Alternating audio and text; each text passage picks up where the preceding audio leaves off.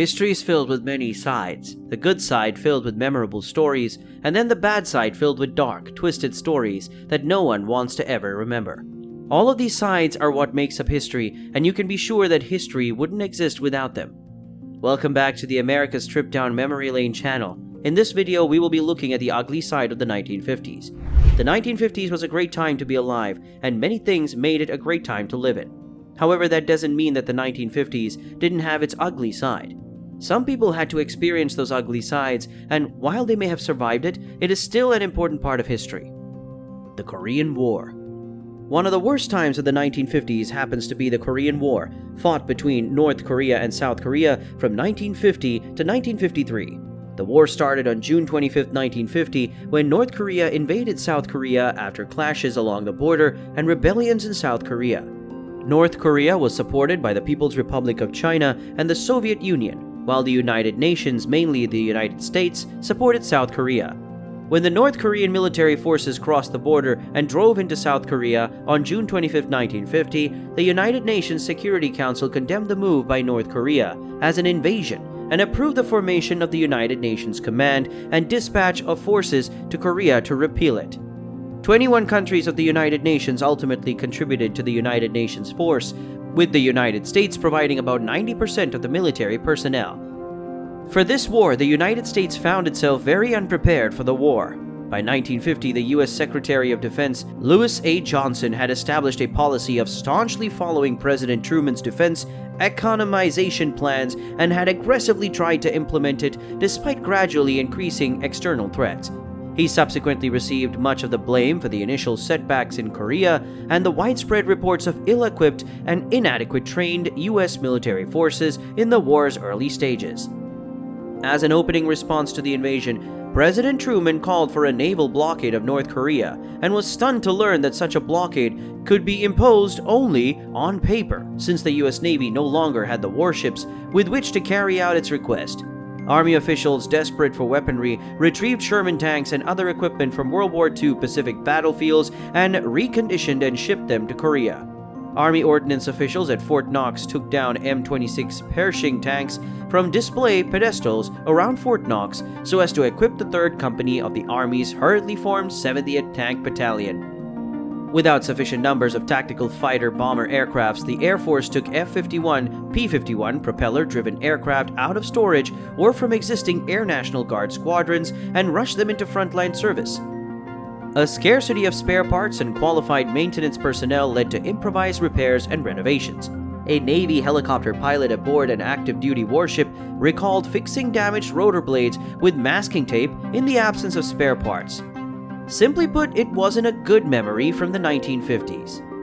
War is never really a good time to be alive, and the Korean War led to about 3 million war fatalities and a larger proportional civilian death toll than World War II or the Vietnam War. So many lives and properties were lost, and it is probably one memory that no one wants to remember. Discrimination against women. The 1950s always looked like a peaceful time in American history, and the family headed by a male breadwinner was the chosen norm, and TV shows such as Father Knows Best and I Love Lucy were quite prevalent. However, the 1950s lifestyle also had its darker sides, which weren't often shown by the media or addressed by anyone else. Women were treated like second-class citizens, and some women even lived unhappily married due to their financial and educational options being limited, and they were all dependent on their husbands as their children. A lot of people at the time embraced the idea of a family and children, and women who wanted more than that out of life were treated like freaks of nature. However, some women during the 1950s expressed displeasure with their lives and unarticulated longing for a life beyond their children and husbands. Some of these women were forced out of the workforce after World War II, and they felt angry that their only option for financial stability was marriage.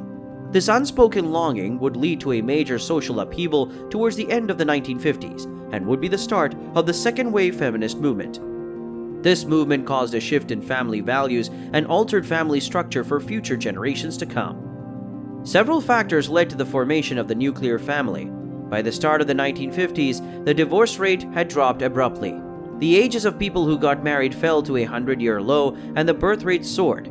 Many women dropped out of the workforce as soon as they got pregnant, and some young women had 2 or more kids in diapers at once. Also during this time, the education gap between young middle-class men and women got even bigger, and job segregation for working women and men reached its highest point. Limited education and job opportunities for most women made them more dependent on marriage for their financial well-being. Women were encouraged to limit themselves to a very narrow definition of true womanhood by various sources, such as columns in women's magazines, family education specialists and marriage counselors, government pamphlets, and the media. These experts told women during the 1950s that their highest role in the world was to be wives and mothers. The role of a real woman was to have no interest in higher education or a career, and these experts taught women to pity women who had the nerve to want a life beyond being a wife and mother. It really wasn't the best of the 1950s, and considering how bad it was, it makes sense that the media didn't emphasize how bad it really was. These were one of the things that made up the ugly side of the 1950s. Racial discrimination. Racial discrimination was already part of America long before the 1950s, but it was one of the darker times of the decade itself. There was a lot of segregation in jobs and even in public. People who lived through the 1950s can attest to the fact that things have gotten so much better over the years, and while some form of racism still exists today, it really wasn't as bad as it used to be in the 1950s. During World War II, African Americans pressured the US government to ensure that black people were hired in the defense industry. Prompted by a desire to integrate the military, A. Philip Randolph threatened a march on Washington along with 100,000 black activists who pledged to march and made a list of demands that his group presented to Franklin D. Roosevelt, the president. A week before the march, FDR issued Executive Order 8802 to create Fair Employment Practices Commission, which was made to integrate the armed forces and fight Jim Crow in workplaces that had government defense contracts. While things got better in the defense industry, it was still bad in other places as African Americans were segregated within their factories and paid less than their white colleagues doing the same job, and they were even restricted in their ability to join and participate in unions. To make matters worse, the Fair Employment Practices Commission was dissolved at the end of the war despite President Truman's attempts to keep it going. It was not until the Civil Rights Act of 1964 that these rights were ensured by law. Polio epidemics. The 1950s had a lot of great things and lovely memories, but it also had a lot of troublesome issues. One of the issues that plagued the 1950s was the polio epidemic, which was quite rampant in the United States.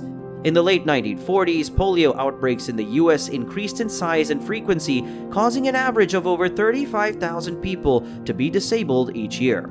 Parents became frightened to let their kids go outside, particularly in the summer when the polio virus seemed to be at its highest. Travel and commerce between affected cities were sometimes restricted, and public health officials even imposed quarantines on homes and towns where polio cases were diagnosed. In the early 1950s, before polio vaccines were made available to everyone, polio outbreaks caused over 15,000 cases of paralysis each year. After polio vaccines were introduced, specifically trivalent inactivated poliovirus vaccine or IPV in 1955, the trivalent oral poliovirus vaccine or OPV, in 1963, the number of polio cases dropped swiftly and significantly to less than 100 in the 1960s and fewer than 10 in the 1970s. You can see that while the 1950s were sometimes looked at as a great time to be alive, it wasn't always like that for everyone. Thank you so much for watching the video. Hit us up in the comments section and give us a thumbs up if you liked the video. Also, don't forget to subscribe to the channel for more videos.